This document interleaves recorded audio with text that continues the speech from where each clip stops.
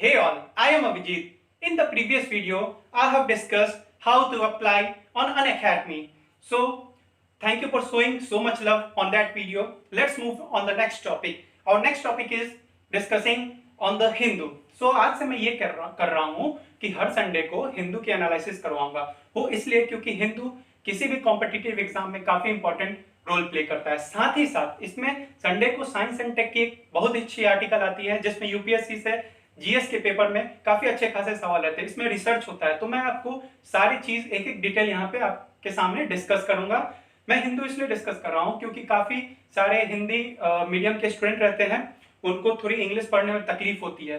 तो मैं एक काम करता हूँ कि जितने भी अच्छे वर्ड्स हैं यहाँ पे सेलेक्ट करके उनकी हिंदी भी बताऊंगा और साथ ही साथ सारी की मैं ट्रांसलेशन हिंदी में करूंगा ताकि आपको अच्छे तरीके से समझ में आए। तो चलिए शुरू करते हैं। अब हमारा पहला हेडलाइन है BJP offering MLA arrest 25 crore to topple Rajasthan government Ashok Gehlot.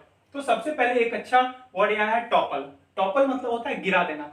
तो देखिए अभी हाल फिलहाल मध्य प्रदेश में ज्योतिरादित्य सिंधिया, जिनको आप जानते थे कांग्रेस के पार्टी थे, पॉलिटिकल पार्टी से रिलेटेड थे, उन्होंने बीजेपी जाके ज्वाइन कर लिया और मध्य प्रदेश की सरकार गिर गई। तो अब राजस्थान के जो सीएम है अशोक गहलोत, उनका ये क्लेम है कि बीजेपी जो है एमएलए और एमपीस 25 करोड़ रुपए में खरीदती है ताकि वहां की सरकार गिर जाए। तो हम लोग को यहाँ तो पॉलिटिकल पार्टी से डिस्कस नहीं करना है, हम लोग को यहाँ का रिलेटेड टर्म्स निकालना है। क्योंकि देखिए न्यूज़पेपर में काफी सारे हेडलाइन रहते हैं, पॉलिटिकल भी रहता है, साइंस भी रहता है, हर चीज रहता है। तो हमारे पॉलिटिकल इशू पे ज्यादा ध्यान नहीं देना है। इसमें हमें करना क्या है कि इससे जो रेलिवेंट न्यूज है जो कि हमारे जीएस पेपर में आ सकता है, जीएस2 पेपर में आ सकता है, उसे निकालना है। तो सबसे पहले इस हेडलाइन में हम देखेंगे कि इसमें एंटी डिफेक्शन लॉ क्या है। इसका मतलब होता है दल बदलू नियम क्या है। तो सबसे पहले अगर हम बात करते हैं, देखिए मैंने यहाँ कीवर्ड बना के रखा है सारा को, आपको कोई दिक्कत नहीं होगा, सारा कीवर्ड यहाँ पे आपको मिल जाएगा। मैंने पॉइंट वाइज सबको लिख दिया है, अगर आप चाहे तो इसमें नोट कर सकते हैं। मैं सारा चीज यहाँ पे डिटेल एक्सप्लेन करूंगा। तो चलिए शुरू करते हैं। सबसे पहले एंटी डिफेक्शन लॉ पे बात करते हैं। ये जीएस2 यूपीएससी में इंपॉर्टेंट है, इसको आप देखिए अच्छे से, इसके बारे में आप लिख सकते हैं। मैंने यहाँ कीवर्ड दे दिया है। तो सबसे पहले डिफेक्शन का मतलब क्या होता है। डिफेक्शन का ये मतलब होता है कि मान लीजिए कोई व्यक्ति एमएलए या एमपी हो, वो एक पॉलिटिकल पार्टी से दूसरे पॉलिटिकल पार्टी में शिफ्ट कर जाए। देखिए पहले आजादी के पहले 1885 में इंडियन नेशनल कांग्रेस की स्थापना हुई थी। उसकी स्थापना एओ ह्यूम्स ने किया था। तो उस समय के बाद से ज्यादा होड़ नहीं था, पॉलिटिकल पार्टी में ज्यादा होड़ नहीं थे क्योंकि इंडियन नेशनल कांग्रेस ही थे। आजादी तक हुआ क्या कि इंडियन नेशनल कांग्रेस को ज्यादा ही वोट मिलते थे, लेकिन धीरे धीरे 1967 में, सॉरी माफ कीजिएगा, 1967 में इंडियन नेशनल कांग्रेस हार गई। क्यों हारी? क्योंकि उस समय काफी कोलिजन पार्टीज आना शुरू हुए थे, काफी गठबंधन सरकारें आने शुरू हुई थी। तो उसमें हुआ क्या था कि लोग एमपीज एमएलए इधर से उधर शिफ्ट कर जाते थे, इधर से उधर शिफ्ट कर जाते थे, ताकि उससे सरकार तुरंत गिर जाती थी। तो हुआ क्या कि एक थे हमारे हरियाणा के हरेक राम। तो हरेक राम थे, तो उनका नाम था आया राम गया राम। वो इसलिए था क्योंकि वो एक दिन में, वो एमपी थे, एक दिन में 3 बार पार्टीज बदले थे, तो इसलिए उनका नाम पड़ गया था आया राम गया राम। तो सबसे पहले हम बात करते हैं कि 1985 में एक संविधान में हमारा संशोधन हुआ। वो संशोधन ये हुआ कि आप दल बदलने पे आप एमपी या जो एमएलए हैं उससे पार्टी से बर्खास्त कर दिया जाएगा, उनका टिकट वापस दे दिया जाएगा। क्यों? क्योंकि वो तुरंत सरकार गिर जाती थी। तो इस 52वां संशोधन जो कि 1985 में हुआ, उसमें यह कहा गया कि जैसे 1/3 किसी भी, मान लीजिए मेंबर है, कोई भी सदस्य है, जिसमें से 1/3 भाग अगर दूसरे पॉलिटिकल पार्टी में शिफ्ट करता है, तब उसकी टिकट एमपी और एमएलए की बर्खास्त नहीं होगी। लेकिन अगर 1/3 से ज्यादा होता है तो बर्खास्त हो जाएगी।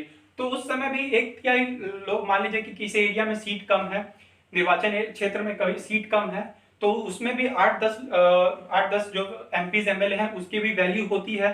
तो जब 8-10 एमपीज अगर एमएलए अगर दूसरे पार्टी में चले जाएंगे तो वहां तो सरकार वहां की गिर जाएगी। तो लोगों ने इसका फायदा उठाना शुरू किया, तब से सरकार और फ्रीक्वेंटली गिरने लगी। तो फिर एक और संशोधन हुआ जो कि आपका 91 अमेंडमेंट एक्ट था, जिसमें अब 2/3 एमपी या एमएलएस को कर दिया, मतलब अगर 2/3 भाग, जैसे 120 है, 120 सीट है तो उसका 2/3 80 होगा, तो 80 अगर एमपी एमएलए अगर शिफ्ट करते हैं तब उन पे कोई केस नहीं लगेगा। लेकिन ये तो ज्यादा नंबर था, 80 तो ज्यादा नंबर होता है। तो अब लोगों ने क्या किया, ये 2003 की बात है, अब लोगों ने क्या किया कि देखे कि अब तो सरकार गिनाना काफी मुश्किल हो रहा है, क्योंकि 80 में एमपी एमए को लाना तो मुश्किल होता है ना। तो उन्होंने क्या किया कि प्रेसिडेंसिंग ऑफिसर, अब ये प्रेसिडेंसिंग ऑफिसर क्या है, ध्यान से सुनिएगा। जैसे प्रेसिडेंसिंग ऑफिसर होता है आपका राज्यसभा में चेयरमैन और लोकसभा में उसके स्पीकर, ये दोनों हेड होते हैं।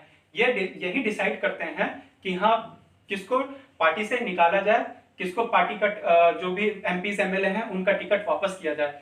तो जनरली ये लीडिंग पार्टीज के रहते हैं। जैसे मान लीजिए कांग्रेस के हैं तो प्रेसिडेंसी ऑफिसर कांग्रेस ही के होंगे, तो जाहिर सी बात है कि वो कांग्रेस की तरफ से ही बोलेंगे। तो पहले तो उनके 2003 में इनका जुडिशियल नहीं था, मतलब एक ऐसा, ये सबसे पहला एक रिव्यू था जिसपे जुडिशियल नहीं था, इस पे कोई जुडिशियल रिव्यू नहीं कर सकते थे 2003 तक, इस पे कोई जुडिशियल नियम नहीं था। अगर ये जो बोल दिए उनको मानना पड़ेगा। लेकिन बाद में यहाँ पे काफी धांधली होने लगी, तो बाद में हुआ क्या कि हाँ फिर से इसको जुडिशियल रिव्यू पे डाला गया, क्योंकि कर्नाटका में एक केस फाइल हुई थी जिसमें से तब जाके ये जुडिशियल रिव्यू पे आया।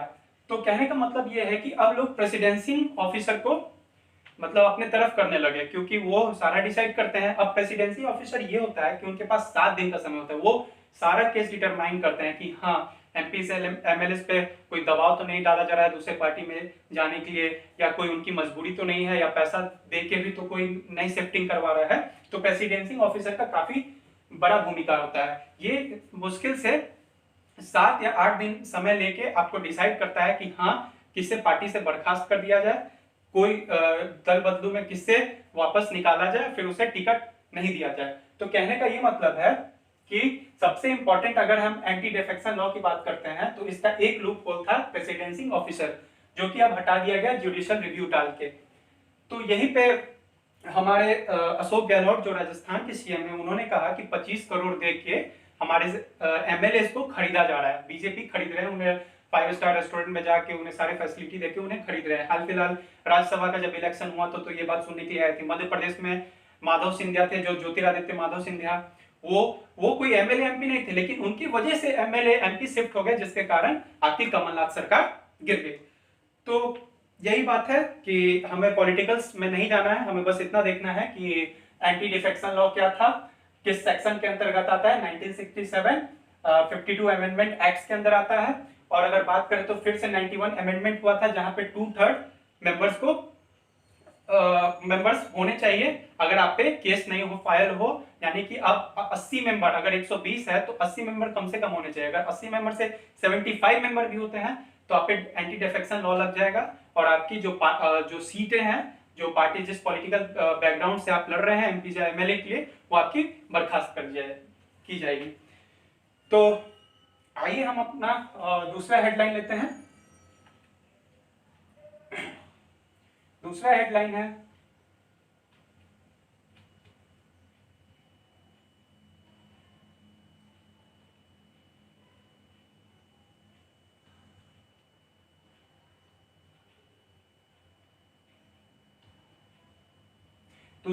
है UGC to take action if state cancel exams. अब यहां यह समझना है कि यूनिवर्सिटी ग्रांट कमीशन ने ये कहा है कि आप अपने मन से, स्टेट को ये कहा है कि आप अपने मन से एग्जाम को कैंसिल नहीं करवा सकते। अब देखिए यहाँ पे 2 टर्म है, यूजीसी ग्रांट कमीशन है, यूनिवर्सिटी ग्रांट कमीशन है। इसकी स्थापना आजादी से पहले 1946 में हो चुकी थी, जिसमें सर्वपल्ली राधाकृष्णन थे, चेयरमैन थे। और ये 3 यूनिवर्सिटी के लिए था, एक था आपका अलीगढ़ के लिए, दूसरा दिल्ली के लिए, तीसरा बनारस के लिए। तो यूजीसी का कहना है कि आप, स्टेट से कहना है, क्योंकि दिल्ली हाल ही फिलहाल में एग्जाम कैंसिल कर दी थी, तो यूजीसी का कहना है कि मतलब जो चीफ मिनिस्टर है, स्टेट राज्य की सरकार है, वो अपने मन से एग्जाम कैंसिल नहीं कर सकती। अब इसमें 2 पार्ट समझना है। सबसे पहला ये है कि हमारा जो लोअर एजुकेशन है वो स्टेट के अंतर्गत आता है, हायर एजुकेशन आपका कॉन्करेंट के अंतर्गत आता है। ये देखिए मैंने पॉइंट्स बना के रखा है।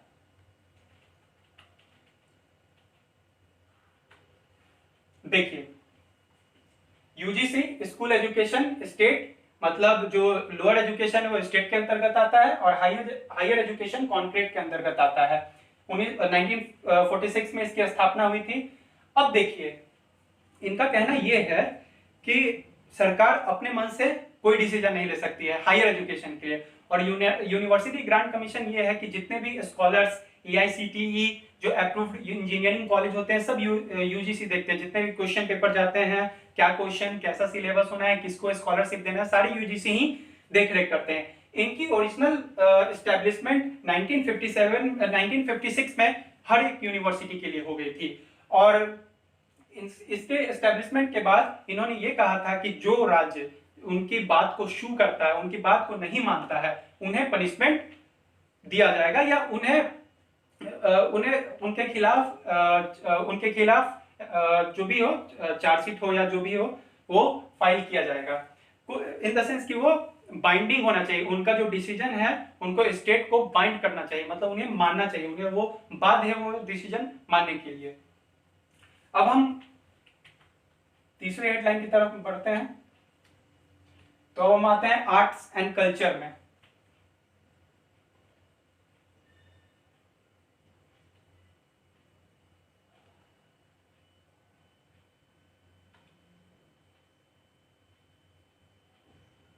देखिए, पेपर्स में काफी हेडलाइंस रहते हैं, लेकिन जो एग्जाम रिलेवेंट है वही मैं आपको बता रहा हूं।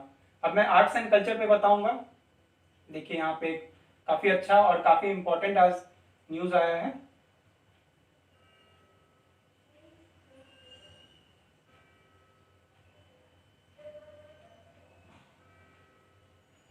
हाँ, ये देखिए, पद्म स्वामी टेम्पल केस रूलिंग टुमारो। अब ये पद्म स्वामी टेम्पल है क्या?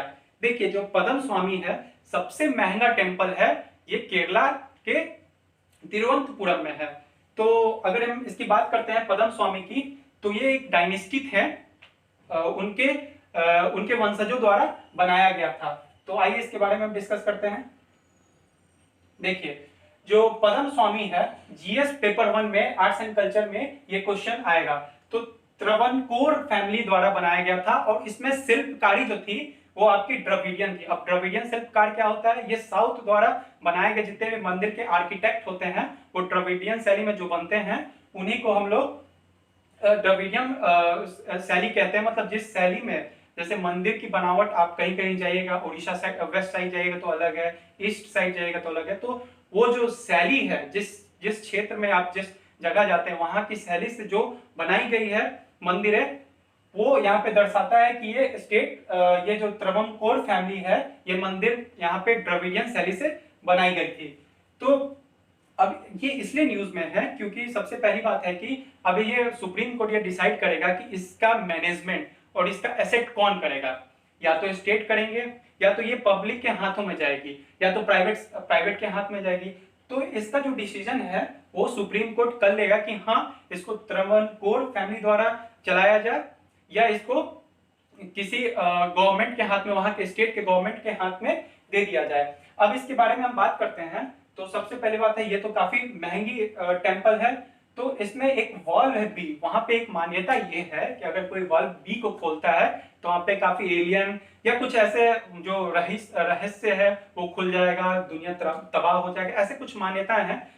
और रही बात ये कि अगर इस मंदिर की जो अभी वैल्यू है $1 ट्रिलियन है। आप सोच सकते हैं $1 ट्रिलियन कितनी है। और ये मंदिर, ये हमारे भगवान विष्णु की प्रतिलिपि है। यहाँ भगवान विष्णु जो शेषनाग पे सोए हुए हैं उनकी प्रतिलिपि यहाँ पे दिखाई देती है। तो ये आर्ट्स एंड कल्चर में आप लिख सकते हैं। और आर्ट्स एंड कल्चर में आप अगर लिखिएगा आंसर, तो यहाँ से शुरुआत कीजिएगा कि हिंदू धर्म में जितने भी मंदिर बनते हैं वो भगवान की उपासना, भगवान की मान्यता, वहां के लोगों द्वारा किस प्रकार भगवान को माना जाता था, भगवान की प्रतिरूप किस तरह थी, ये सब आपको यहाँ पे डिस्कस करना होगा। तो यहाँ पे अगर हम डाइटी की बात करते हैं तो आपको गॉड विष्णु का लेना होगा कैसे है। अब फिर मंदिर की अगर जब हम क्लासिफिकेशन करते हैं तो सबसे पहले हम डिस्कस करते हैं गर्भगृह क्या है, फिर आपका डिस्कस करते हैं गुंबद क्या है, मूर्ति नुमा क्या है। ये सब जितने भी आप मूर्ति के जितने भी मतलब टेम्पल जो है उसके जितने भी स्ट्रक्चर है उसको आपको डिस्कस करना है। देखिए, लिखने का क्या तरीका है, सबसे पहले हम बताते हैं कि अगर हिंदू धर्म के आप मंदिर के डिस्क्रिप्शन कर रहे हैं तो सबसे पहले आप लिखिए कि कौन से डायटी, क्या मान्यता है, कब बना, किस राजा ने बनाया। अब उसकी जो कंस्ट्रक्शन लाइनिंग है, आर्ट्स एंड कल्चर में ऐसे ही लिखा जाता है, स्टेप वाइज लिखेगा, आपको नंबर अच्छा मिलेगा, फ्लो आपका रहना चाहिए। गर्भगृह क्या है, मंदिर क्या है, उसके गुंबद क्या है, सारी चीजें देखिए यहाँ पे मैंने नोट्स भी बना रखे हैं। सबसे पहले अगर हम बात करें तो गर्भगृह, गुंबद, मंडप क्या है, जो मंडप होता है जहाँ पे आपका कोई समाज बैठता है या जहाँ पे पूजा होता है, लोग काफी मेलजोल करते हैं, वही क्या क्या उसी को मंडप कहते हैं। तो हिंदू टेम्पल की पहले सबसे पहले हिंदू टेम्पल कैसे बनाया गया था, रॉक को कट करके बनाया गया था, ये सब आपको लिखना पड़ेगा। हिस्ट्री से लेके आपको आर्ट्स एंड कल्चर में लिखना है तो सबसे पहले हिस्ट्री, फिर उसके स्ट्रक्चर, फिर किस राजा ने कैसे क्या किया, वहां पे क्या देख के लोगों की क्या अंदर भावनाएं थी, किस भगवान किस देवता को वहां मानते थे, ये सब आपको लिखना पड़ेगा। अब आते हैं हम आपके नेक्स्ट टॉपिक पे। नेक्स्ट हेडलाइन है आपका WHO से हेडलाइन होगा आपका।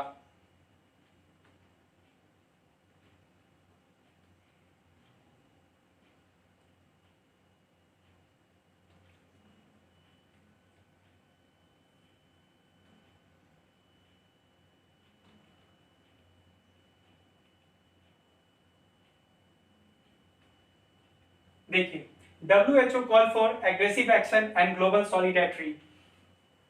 अब ये कहना क्या चाहता है, देखिए WHO ने ये साफ हर देश को संदेश दे दिया है कि आप स्ट्रिक्ट एक्शन लीजिए कोविड-19 के खिलाफ, क्योंकि अब इसकी केस ज्यादा बढ़ते जा रही है। देखिए हो क्या रहा है कि पहले अगर केस में पाया गया, पहले अगर ये रिसर्च हुआ तो ये पता चला कि कोविड-19 ड्रॉपलेट्स जो भी हैं उसके थ्रू वो सरफेस पे रिटेन कर जाते हैं, वो किसी भी कॉन्टेक्ट से अगर आपके पास आते हैं इन्फेक्शियस पर्सन से तो आपको हो जाता है। लेकिन अब ये क्या है कि ये पता चल रहा है कि एयर ट्रांसमिट के थ्रू भी हो रहा है, जो इनहेल एक्सेल कर रहा है, जो आपके पेशेंट है उनके सामने भी जितने लोग हैं वहां उनको हो जा रहा है। तो WHO अभी इस पे कोई रिव्यू नहीं दिया है, लेकिन फिर भी कह रहा है कि केस काफी बढ़ रहे हैं। और सबसे अच्छी बात इंडिया की ये है कि इन्होंने ये कहा है कि जो भी देश है उनको Italy, Spain, south Korea, India जैसे स्लम एरिया होते हुए भी वहां इतने अच्छे प्रोटेक्टिव है, इतने अच्छे वहां पे लोग को, मतलब स्लम एरिया ज्यादा होने के बाद भी वहां लोग प्रोटेक्टिव है, अपने आप को कंजर्व कर रहे हैं, अपने आप को बचाए रखे हैं उस चीज से, तो ये चीज सीखना चाहिए। तो WHO के बारे में अगर हम ऑर्गेनाइजेशन के बारे में बात करते हैं तो WHO की स्थापना आपको 1948 में हुई थी। इसकी जो हेड क्वार्टर है आपकी वो आपकी जिनीवा कहां पे पड़ती है, जिनीवा स्विट्जरलैंड में पड़ती है, ठीक है। और अगर हम बात करें तो इसमें 194 मेंबर है। और सबसे पहली बात अगर इंडिया ज्वाइन किया था आपके 12 जनवरी को, और इसकी जो स्थापना तो 1948 में हो गई थी, लेकिन 7 अप्रैल 1948 में ये मतलब इसका कार्यकाल शुरू हुआ। अगर हम 7 अप्रैल की बात करते हैं तो वर्ल्ड हेल्थ डे भी इसी दिन मनाया जाता है। तो ये रही WHO की बात। अब हम आते हैं दूसरे टॉपिक पे।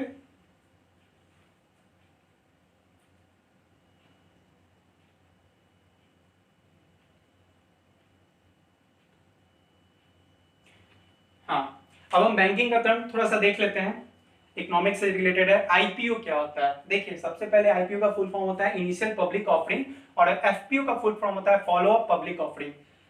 तो सबसे पहले इनिशियल पब्लिक ऑफरिंग होता क्या, देखिए अगर मान लीजिए कि आप कोई कंपनी खोल रहे हैं, उसको रजिस्टर करवा रहे हैं कंपनी एक्ट 2013 की तरह, तो मान लीजिए आपके पास पैसा नहीं है, तो आप क्या कीजिएगा, लोगों को बताइएगा, अपना शेयर दीजिएगा।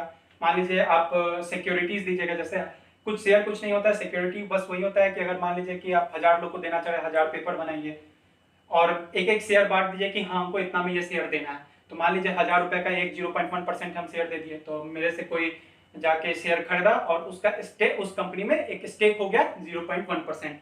अब देखिए ये क्या होता है कि जो कंपनीज होती है वो दो तरह की होती है, एक आपकी होती है प्राइमरी और सेकेंडरी। प्राइमरी होती है कि जो मार्केट में पहली बार उतरती है, जिसमें सबको खरीदने का अधिकार होता है। लेकिन सेकेंडरी में होता है कि अनलिस्टेड कंपनी होती है जो कि काफी पहले से चल रही है, जैसे जियो को। अब उसमें आपको सिक्योरिटीज या खरीदने के लिए आपको उसमें काफी प्रोसीजर फॉलो करने पड़ते हैं। तो कुल मिला के आईपीओ ये होता है कि लिस्टिंग और अनलिस्टिंग करने के लिए नेशनल स्टॉक एक्सचेंज में आपको शेयर बेचना होता है। मतलब आप अगर प्रॉपर आपके पास मनी नहीं है तो आप जाके उसकी लिस्टिंग और अनलिस्टिंग नेशनल स्टॉक एक्सचेंज में करवा सकते हैं।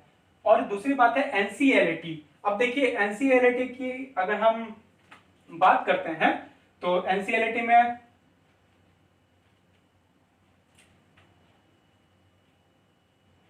सबसे पहले एनसीएलटी का फुल फॉर्म बताते हैं। तो एनसीएलटी का फुल फॉर्म हो जाएगा national company law appellate tribunal.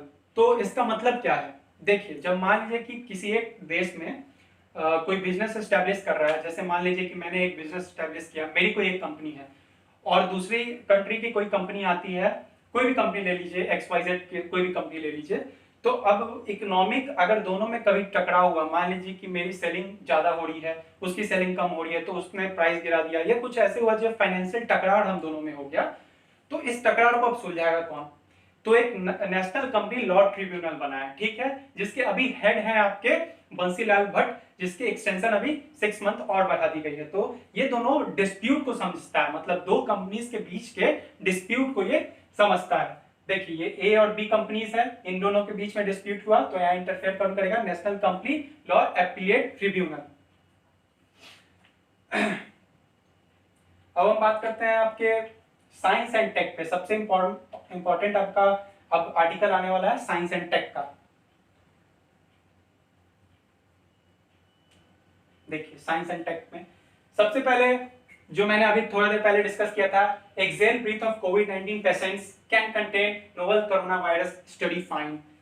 तो मैंने अभी ये बताया था कि पहले तो कोरोना वायरस कैसे होता है। कोरोना वायरस सार्स फैमिली का एक तरह का वो टाइप है। तो ये कैसे होता है? जैसे हमारा कोई ड्रॉपलेट्स है, जो इन्फेक्शियस पर्सन है, उसका ड्रॉपलेट्स के अलग अलग सरफेस पे अलग अलग टाइमिंग के लिए वो वायरस रहता है, जैसे प्लास्टिक ले 72 आवर ऐसे करके है। तो उसके किसी भी तरीके से आप उसका स्पाइक वो आपके अंतर्गत आ जाए, आपके अंदर आ जाए, आपके स्किन से टच हो जाए, आपके हेयर से, आपके आईज से, 3 तरह के वेज थे तो हो जाता था। लेकिन अब ये पाया गया कि जो इन्फेक्शियस पर्सन है, जिनको इन्फेक्शन हुआ है, अगर वो एक्सहेल और इनहेल भी कर रहे हैं तो वो आपको कोरोना वायरस होने का, उसके जो आसपास में सराउंडिंग है, एयर ट्रांसमिटेड डिजीज ये बनते जा रहा है। ये कुल मिला के यही कहना चाह रहा है। अगर हम दूसरी हेडलाइन की बात करते हैं, अब ये सबसे इंपॉर्टेंट है फॉरेस्ट फायर। इसको ध्यान से समझना है। इसको समझने के लिए फिर से मैं कीवर्ड पे चलता हूं, इसको ध्यान से समझना है।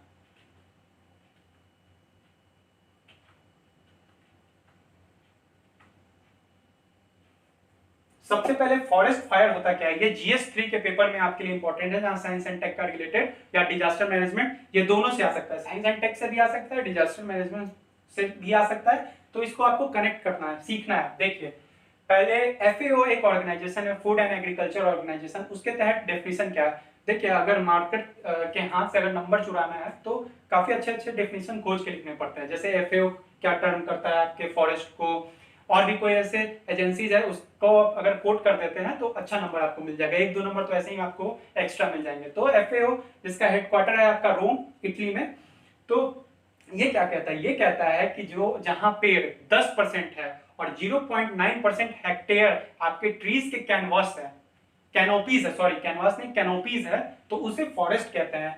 अब ये फॉरेस्ट फायर होता क्या है? देखिए, फॉरेस्ट में आप कभी जनरली सुने होंगे कि जंगल में आग लग गया, तो इसके काफी सारे कारण हैं। इसके नेचुरल कारण भी है, मैन मेड कारण भी है। जनरली नेचुरल कारण 10% होते हैं, मैन मेड 90% होते हैं। अब देखिए, नेचुरल में क्या होता है? सबसे पहले फ्यूल, फॉरेस्ट फ्यूल का भी काम करता है, आपको पता है। जैसे आपका पाइन ट्री हो गया, सूखा घास हो गया, वो सब होता क्या है कि जब टेम्परेचर ज्यादा बढ़ता है वहां पे आग लगना शुरू हो जाता है। और ये कंटिन्यूअस आग है, मतलब ये अनकंट्रोलेबल आग है, जैसे चेन एक चलता है वैसे ये आग लगते जाता है।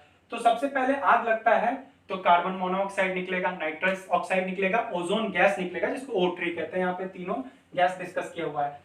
तो सबसे पहले नेचुरल कारण में देखते हैं कि लाइटनिंग, जो थंडर लाइटनिंग होता है उसके कारण। दूसरा देखते हैं कि वोल्केनो इरिप्ट होता है। हाल फिलहाल में अभी माउंट एरापी, जो कि इंडोनेशिया का वोल्केनो है, वो इरप्ट हुआ है। और इंडोनेशिया से याद है कि इंडोनेशिया 10% अभी टैक्स लगा दिया है नेटफ्लिक्स और जितने भी गूगल सारे पे सर्विस पे। तो वोल्केनो के कारण भी होता है, वोल्केनो फटने के कारण।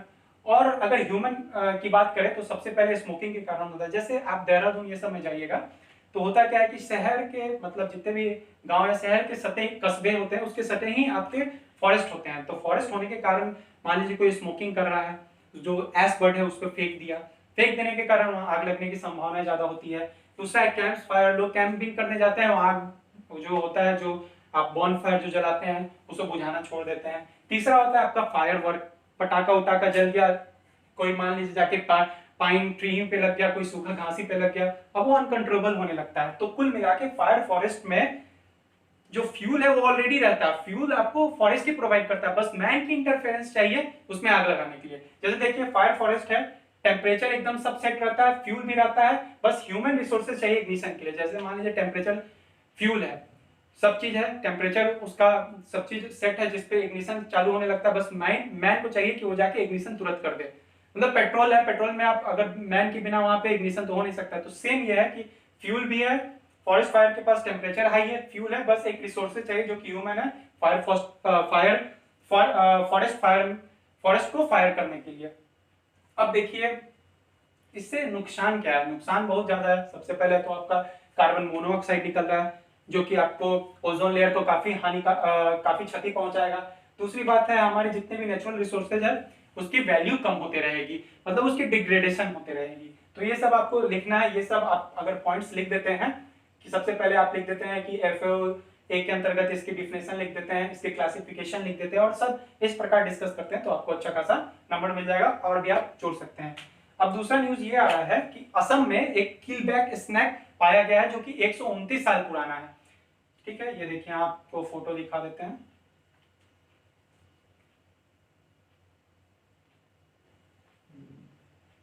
देखिए ये फोटो है, ये है किलबैक, इसकी जो लेंथ है 60 सेंटीमीटर है। ठीक है, और ये 129 साल पुराना है। अगर हाल फिलहाल की अगर न्यूज की हम बात करते हैं, ये असम में पाया गया है। अगर हाल फिलहाल की न्यूज में बात करते हैं तो सबसे पहले एक लार्जेस्ट गोल्डन बर्ड विंग भी पाया गया है जिसकी जो स्पैम है, विंग के स्पैम है 194 mm है, और इसके पहले रिकॉर्ड था 190 mm का। ठीक है, वो वेस्टर्न बर्ड विंग्स का था। उसके बाद आपका ये असम में ये स्नैक पाया गया है। अरुणाचल प्रदेश में साइजाज स्लिदरिन पाया गया था, हाल फिलहाल में वो भी स्नैक था डोपारेजो ब्रिज के आसपास। तो जितने भी अभी जो भी है ये सब जितने भी रेप्टाइल्स हो गए हैं या कौन से नए स्पीसीज पाए गए, कौन से नए डैम्स बने, ये सब पे ज्यादा ध्यान रखना है। तो BRO जो बॉर्डर रोड ऑर्गेनाइजेशन है उसने कितने डैम्स बनाए, कितना रोड बनाया, कितना लेंथ है, ये सब आपको ध्यान रखना है। ये सब यूपीएससी प्रीलिम्स के हिसाब से काफी इंपॉर्टेंट है, ये जो भी स्टेट PCS आप देते हैं ये सब क्वेश्चन काफी आते हैं। तो ये न्यू रेप्टाइल पाया गया, इसे सीधे पूछेगा क्वेश्चन कि हाँ कहाँ पाया गया, इसका नाम क्या है, बस इतना ही आपसे क्वेश्चन पूछेगा। अब हम बात करते हैं, तो डिस्कस करते हैं हमारे नेक्स्ट हेडलाइन पे। नेक्स्ट हेडलाइन है should Kuwait draft expect bill worry India. अब ये एक्सपेक्ट बिल होता क्या है, तो देखिए जो पर्शियन गल्फ रीजन है जैसे कुवैत हो गया, Iran, Iraq, Oman, Bahrain, UAE, Saudi Arabia, ये सब जो रीजन है उसमें कुवैत आता है। कुवैत ये एक्सपेक्ट बिल लागू किया है जिसमें यह बोला गया है कि जो इंडियन है कोरोना वायरस के कारण आप 15% से ज्यादा कंट्री में इंडियन नहीं रह सकते, और साथ ही साथ हर साल 5% को वहां से डिग्रेड करना है। तो ये चिंताजनक की बात है, क्वेश्चन है कि क्या ये एक्सपेक्ट बिल जो आया है, जो कुवैत सिटी ने लाया है, वो सही है या गलत। देखिए इसको अपने पॉइंट पे लिखना है, इसमें आपको पॉजिटिव बात लिखना है। जैसे वहां से हटा रहे हैं तो वहां से जितने भी वर्कर आएंगे इंडिया के इंफ्रास्ट्रक्चर को डेवलप करेंगे, या इसको पॉइंट में लिखना है। निगेटिव एक्सपेक्ट भी हो सकता है लेकिन हमें हमेशा पॉजिटिव एक्सपेक्ट गवर्नमेंट के खिलाफ लिखना है कि हाँ जो कुवैत है ये तो सही नहीं किया, लेकिन जो वहाँ के वर्कर आएंगे, जो वहाँ के काम करने वाले डेली बेसिस वर्कर हैं वो आएंगे तो इंडिया के इंफ्रास्ट्रक्चर को काफ़ी फायदा भी पहुंचेगा। तो अगर हम कुवैत सिटी की बात करते हैं, तो कुवैत की बात करते हैं तो ये तो पर्शियन गल्फ रीजन में है। इसके हम करेंसी की बात करते हैं तो दिनार है। और अगर हम बात करते हैं गल्फ कॉपरेशन काउंसिल की, तो ईरान, इराक को छोड़ के जो कुवैत है, बहरीन है, सऊदी अरबिया है, आपके कतर हैं, ये जितने भी कंट्री है ये आपके 6 कंट्री मिलके गल्फ कॉपरेशन कंट्रीज का फॉर्मेशन करते हैं, जिसमें UAE भी हो गया। तो कुल मिला के ये इसको आप क्वेश्चन मार्क के रूप में दिया है, तो इसको आपके पॉजिटिव व्यू जनरेट करना है कि हम इसमें आप क्या लिख सकते हैं। केवल आपको ये जानना जरूरी था इसमें कि एक्सपेक्ट बिल होता क्या है। So that's all for today, thank you. अगर पसंद आया हो तो लाइक कीजिएगा।